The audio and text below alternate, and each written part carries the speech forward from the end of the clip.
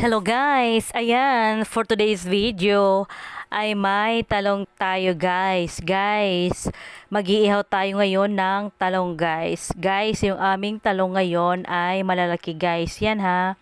Ayan, yung talong namin guys, fresh from the garden guys. Ayan, presko yung aming talong. Ito yung ulam natin guys. Simple lang yung ulam natin today. Inihaw na talong lang guys.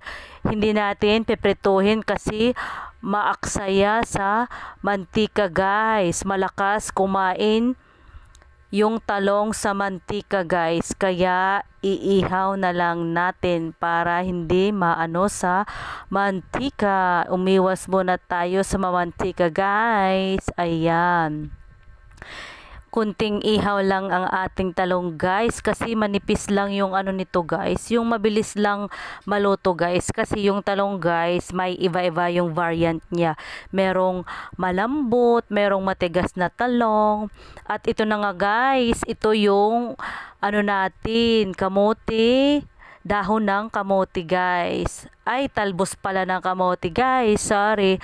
Ayan, pinakuluan lang natin yung ating talbos ng kamote. Ito na yung ulam natin guys. Simple lang yung ulam natin today. Wala tayong isda, walang karne, walang manok.